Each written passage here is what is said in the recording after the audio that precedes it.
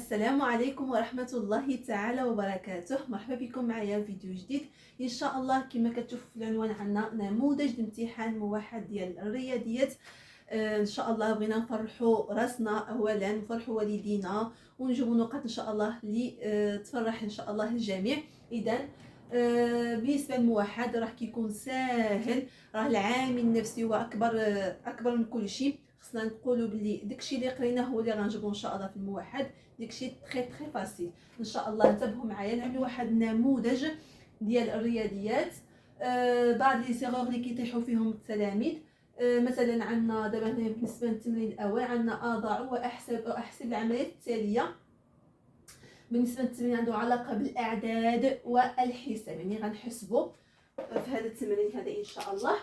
اذا قال لي اضع، يعني شنو غنضع؟ يعني غنوضع العمليه باش هنا يكون عندي الحساب بطريقه صحيحه. اذا هنا عندنا 276.95 زائد 85. يعني هنا عندي عدد عشري زائد عدد صحيح. اذا غنبدا بسم الله. 276.95 نعم زائد عندنا 85 هاد 5 ديال الوحدات 8 ديال العشرات. اذا دائما في وضع العمليه دائما خصني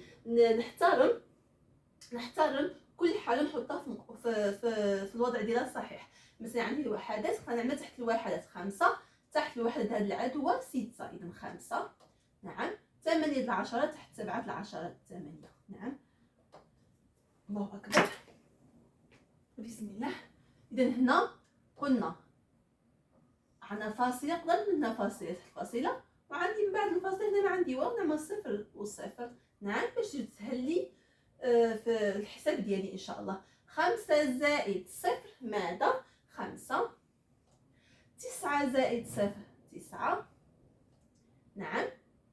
نهبط الفاصله ونعمل 6 زائد 5 ماذا؟ 6 زائد 5 11. اكتب واحد واحتفظ بواحد. 1 زائد 7 8. 8 زائد 8 16. اكتب 6 واحتفظ بواحد. 2 زائد 1 3. اذا العمليه الاولى كتخرج لي 361 فاصله ماذا؟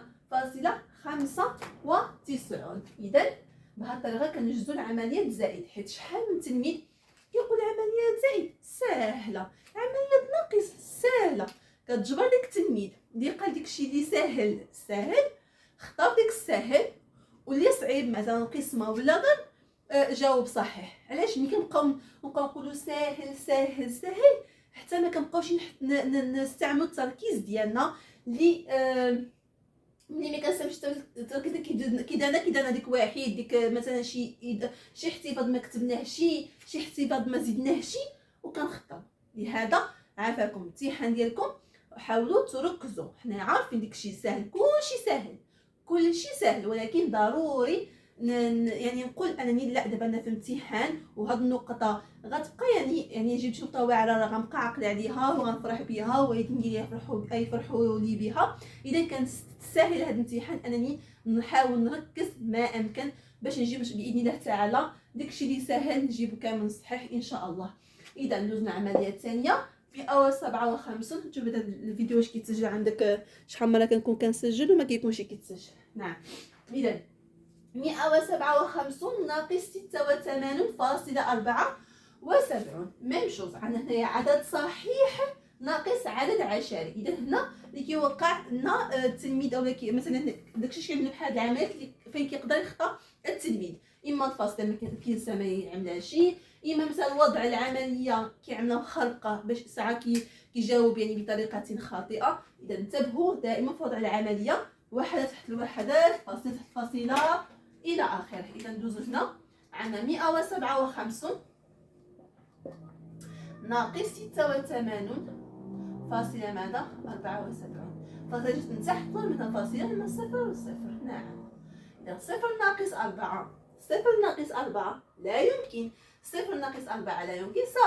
سأعطي وأسلف، يعني أنني نسلف 10 ونرجع هنا واحد نعم. ملي نعطي نرجع، ملي كنسلفو كنرجعو.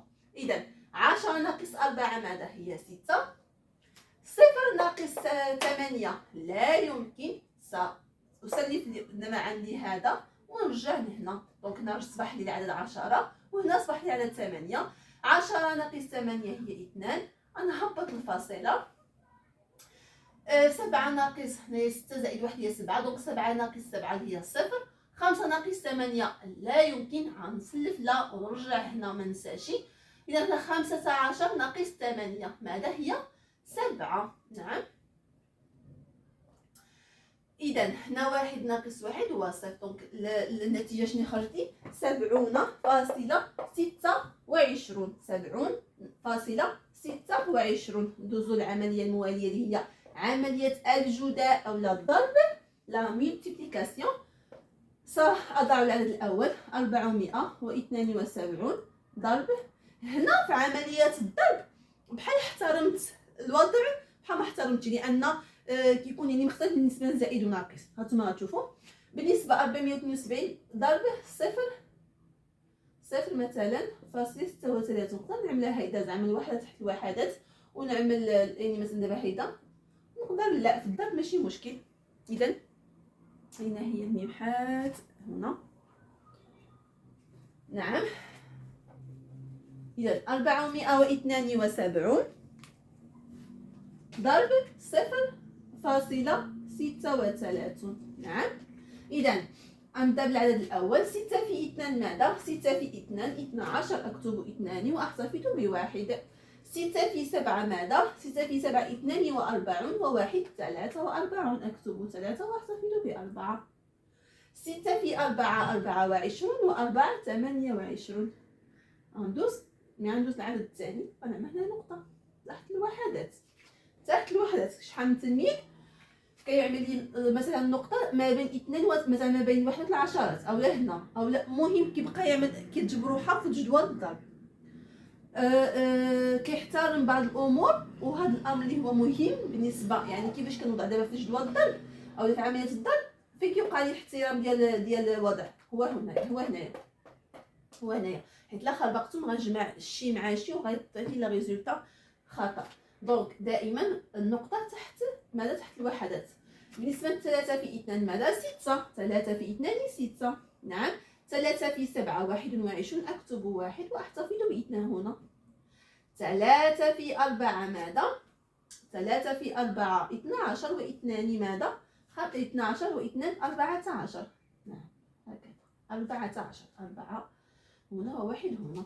اذا ملي غندوز من الصفر واخا نعمل هنايا مثلا جوج نقيطات وهاد الصافي كما يساوي لي 0 0 0. بغيت نعمل هيدا ونعمل لا بلس نعمل الجمع، ما بغيتش نعمل هيدا ماشي مشكل حيت الصفر كلشي يخرج لي صفر دونك ماشي ضروري. 2 زائد 0 2. 3 زائد 9 6 3 عفوا 3 زائد 6 3 زائد 6 9. 8 زائد 1 كذلك 9. 2 زائد 4 6. 1 زائد 0 هي 1. وغنساشي ما ننساش شحال من واحد عاود كيوصل لهاد الريزولتا كيكون عنده كلشي صحيح كينسى الفاصله، وهنا كيوقع التلميذ في الفخ ولا في البياج. داكوغ. دونك دائما خصني نشوف واش عندي الفاصله. دونك هنا عندي شحال الارقام من بعد الفاصله؟ عندي 2 رقمان. دونك نحسب الرقم الاول الرقم الثاني ونعمل الفاصله ديالي ما ننساهاش. اذا كتساوي لي 169 فاصله ماذا؟ فاصله 92. فاصله 92. اذا بشويه عليا كنركز كنحاول نعمل الوضع ديال الاعداد في محلها ولا في الوضعيه ديالها الخاصه بها باش ما نختارش. ندوزو للعمليه الثالثه اللي هي القسمه. اذا هي جمعوا لنا ما بين عمليه الجمع الطرح الضرب ثم القسمه. اذا هنا غنعمل عمليه القسمه ديالي كما كتلاحظوا عندي هنا العدد فيه الفاصله. غنحاول يمكن لي نخدم بها بالفاصله ماشي مشكل، ولكن نقدر نسهل على راسي نحيد الفاصله واللي هي كتسمح لي نعدلها 61.50. هاد الفاصله 50 نعتبرها غير 5. هاد الصفر حيت ملي كيجي الصفر هو واخا نقدر نعمل راسي بحال ماشي نعمل راسي، ولكن هاد الصفر كيكون بحال زدتو 5 اصفار مور هنايا ما كيعنيو لي والو. دونك ما كيعنيو لي والو. دونك انا عندي مثلا نحسب هو رقم واحد من بعد الفاصله اللي هو 5. دونك انا باش نحيد هذا الرقم هذا الفاصله هذه يعني شنو ترجع الفاصله هذه الفاصله هنايا يعني فاصلة صفر بحال فاصلة والو، يعني ترجع لي العدد هو 615. إذا هنا شحال العدد قبل مورا الفاصلة؟ عندي رقم واحد اللي هو كان 5. نعم، بما أني حيدت ولا زودت الفاصلة، دونك باش شحال كان عندي رقم قلنا من بعد الفاصلة رقم واحد، إذا ضربت فيه ماذا؟ في 10. دونك في 10 هنا خصني نضرب في 10 باش ما نكونش غيرت النتيجة ديال عملية القسمة. غنضيف هنايا عندها 25 ضربتها في 10 عطيني 250. إذا غيصبح لي العدد المقسوم هو 615 قسمة ماذا؟ 250 هكذا. إذا كان عندي 3 الأرقام مقابل 3 الأرقام. إذا مثلا أنا ديت الرقم الأول 6 جزت فيها شحال من 2؟ فيها ماذا؟ فيها 3. يعني 3 في 2 6. إذا وضعت العدد 3، نعم 3 في 0 0. 3 في 5 ماذا؟ 3 في 5 15. أكتب 5 واحتفظ بواحد. 3 في 2 6 وواحد 7. غيجيني هنا عدد كبير وبساعة غنكون ما غتكونش عندي نتيجة صحيحة. دونك غنقص وغنعمل غير 2 مثلا. إذا غنعمل 2 في 0 0. 2 في 5 10. أكتب 0 وأحتفظ بواحد. 2 في 2 4 وواحد 5. 500. نعم، غنعمل عملية ماذا؟ عملية الطرح. 5 ناقص 0 هو 5. 1 ناقص 0 1. 6 ناقص 5 1. نعم، إذا شحال بقات لي من هاد العدد؟ بقات لي 115. هاد 115 وشحال فيها من 250؟ لا يمكن. هنا المقسوم أصغر من المقسوم عليه، وملي كيكون عندي المقسوم أصغر من المقسوم عليه فهنا كنقولوا لا يمكن. سأضيف 0 وغنعمل هنا الفاصلة. هادو هما لي زيتاب. كنعمل 0 كنأجوتي 0 اللي كيكبر لي العدد كترجع لي فعل كتعني 115 رجع لي العدد 1150. 1150 واش يمكن يقسم لنا 250؟ نعم، هنا المقسوم حقق لي الشرط ديال القسمة اللي هو أن يكون أكبر من المقسوم عليه. إذا وملي ضفت 0 عملت هنايا لا فيرغول، عملت هنا الفاصلة. نعم، بما أن ضفت 1150 دابا هنا غنجوج شحال فيها؟ هاد 250. نعم، إذا نقدر نعمل مثلا العدد مثلا 7 حيت شفت العدد كبير. نقدر نعمل مسح العدد كبير شويه ونشوف شحال يخرج لي وانا ماشي انا كنجرب فاي في لو بوغيون في الوسخ. داكور، مثلا نعمل 7. 7 في 0 0. 7 في 5 35. نكتبوا 5 صافي ب3. 7 في 2 14 و3 17. 17 أكبر من 11 فهنا كيكون عندي عدد لا يمكن. إذا غنمسح هذا العدد ديال 7. نعمل مثلا 6.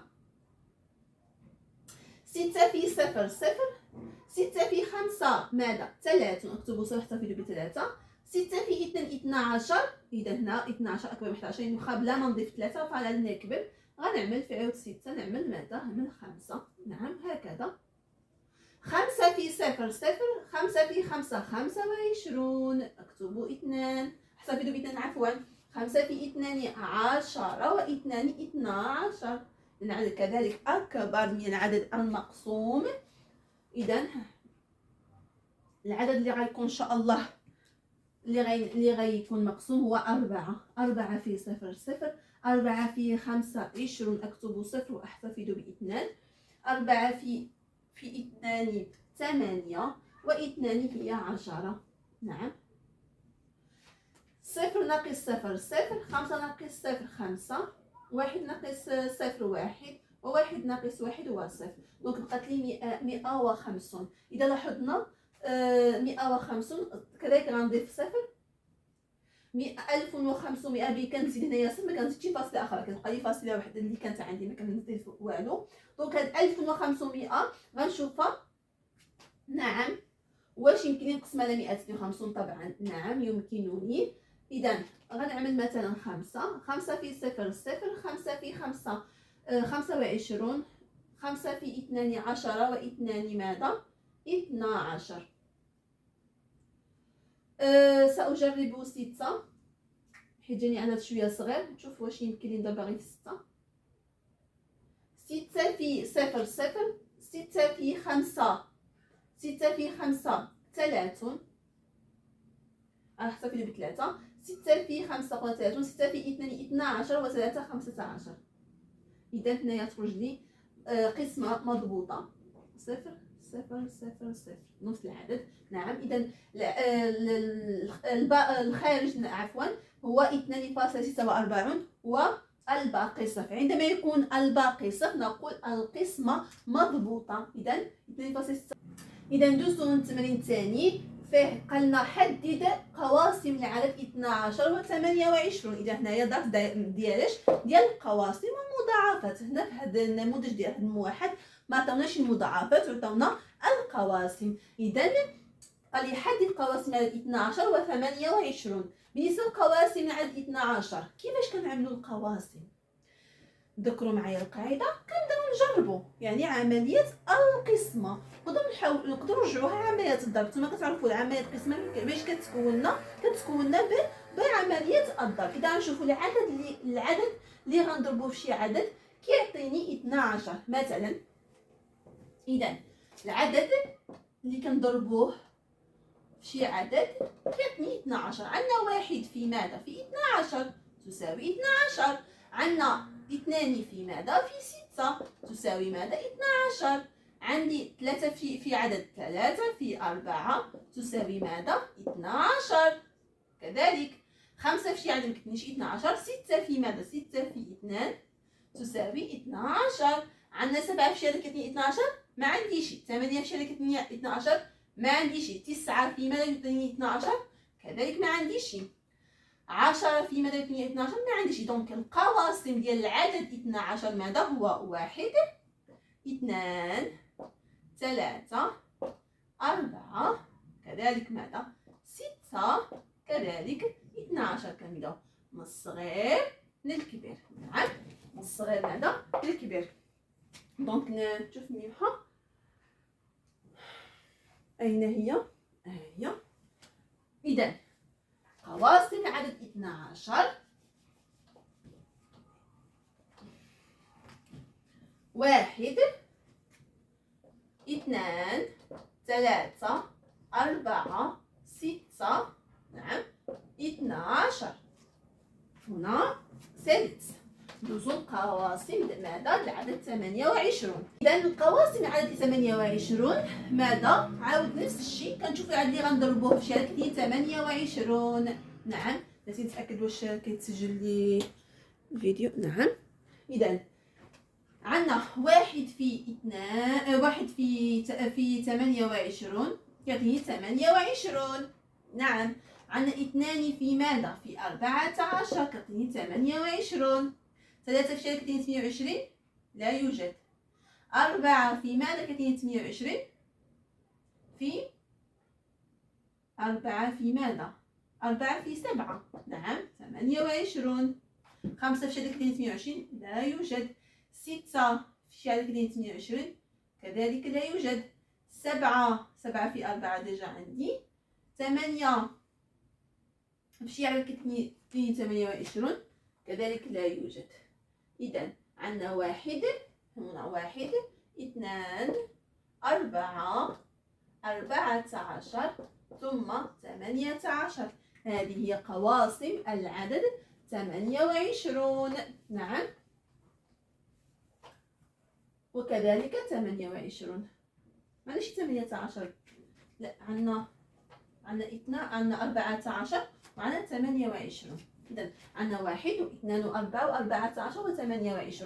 إذا قال لي شي سؤال مثلا بعد هذا السؤال دير القاسم الأكبر المشترك بين 12 و 28. إذا القاسم المشترك الأكبر. دونك هنا عندي واحد هنا عندي واحد هنا جوج هنا عندي جوج هنا ثلاثة ما عنديش هنا ثلاثة عندنا أربعة عندي هنا أربعة. دونك القواسم هنا 1 و2 و4 صافي هادشي اللي عندي. دونك القاسم الأكبر هو 4. نعم. إذا قال الأصغر فهو 1. نعم. يقدروا يعني يضيفوا لي هذا السؤال في هذا الدرس ديال القواسم. إذا ندوزو للتمرين الموالي. شوفوا بالنسبة لهذا عندي هنايا نسيت 7 حيت عندنا قلنا 4 في 7 دونك هنا غتجي 7. غادي نقول شي نسيت على الشيطان. دونك 7 في ماذا 7 في 4 تساوي 28. دونك هذا قاسم ديال العدد 28. دونك ندوزو للتمرين الموالي. عندي قال لي كالكولي او بيان كالكول ا، يعني قال لي احسب ا. نعم لا فالور دو ا، القيمه ديال ا. دونك ا عندي طوني هي ا تساوي ماذا؟ جوج على 3 زائد 5 على 4 في ماذا؟ في 10 على 5 في 10 على 5. دونك كما كتشوفوا عندي عمليه ديال الاعداد الكسريه، الضرب ديال الاعداد الكسريه. عندنا بين قوسين 2 على 3 زائد 5 على 4 في 10 على 5. نعم هنايا تري فاسيل. غنبداو بهاش بداخل اقواس. دونك 2 على 3 زائد 5 على 4. هنايا شنو كنشوفوا القاسم بلوتو العامل المشترك بين المقام. هنا 3 هنا 4، ما عنديش شي عدد كنضربوه في شي عدد كيعطيني 4، وما عنديش شي عدد كنضربوه في شي عدد كيعطيني 3. دونك هنا ما عنديش شي القاسم المشترك. دونك هنا شنو غنعمل؟ غنضرب المقام في المقام. 3 غنضربو في 4. دونك قلنا اي حاجه كنعملها في المقام كنعملها في البسط ديالو، اي حاجه عملتها هنا خصني نعملها في البسط ديالو. اذا هنا ملي غنضرب 3 في 4 3 ضربتها في 4. دونك حتى اذا في غنضربها في 4. دونك غتصبح لي 2 في 4 اللي هي 2 في 4. دونك ا تساوي 2 في 4 ماذا؟ هي 8.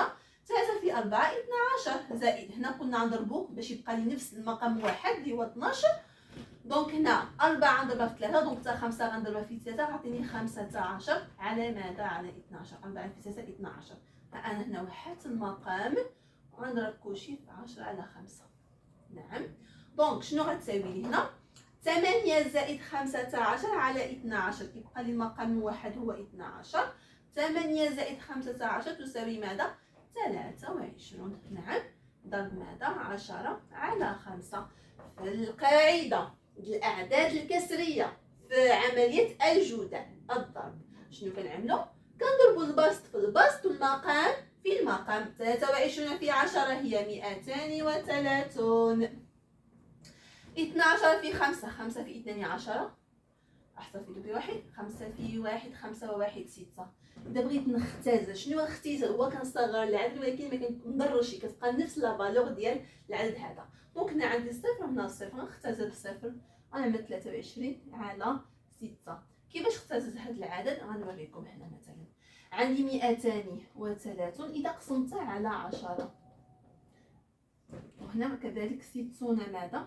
غنقسمها على 10.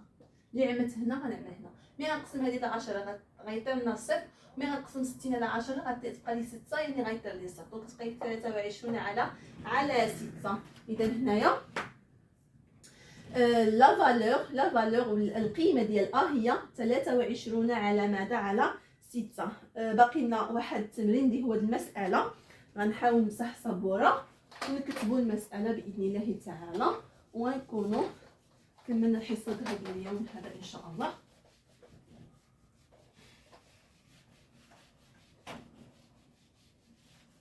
دونك بالنسبه للمساله شنو كتقول لي؟ سهله مساله. دونك التمرين الاخير اللي فيه المساله. دونك المساله ولا نجبر لو بروبليم هو مشكل خصني نجبر له الحل ديالو. بالنسبه للمساله شنو كتقول لي؟ ذهب فلاح، بسم الله، ذهب فلاح نعم إلى السوق نعم ومعه مبلغا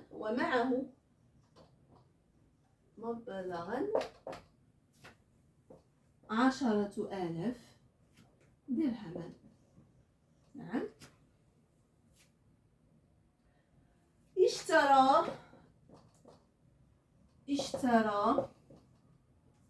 6 خروفا. نعم 6 خرفان. نعم قيمة الخروف أو بيان قيمة ست الخلفان قيمة ماذا؟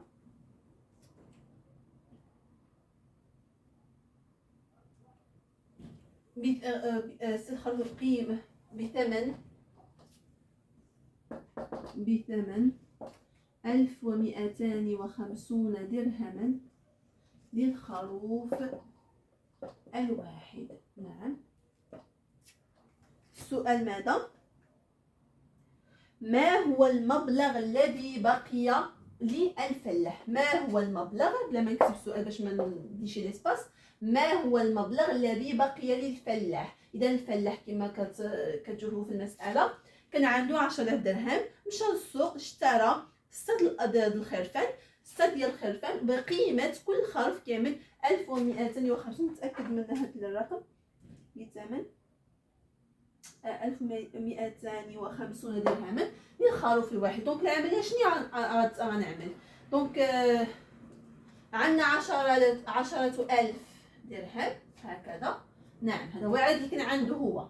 شنو تنقص منه؟ نقص الثمينه دايش ديال الخرفان اللي شرا، والخرفان انا عارفه غير واحد شنو كيسوى، دونك اللي هو 1250. نعم، هذا الخروف الواحد. دونك هذا غنضرب في عدد ماذا؟ في عدد الخرفان اللي عنده اللي هو 6 اللي شرا 6.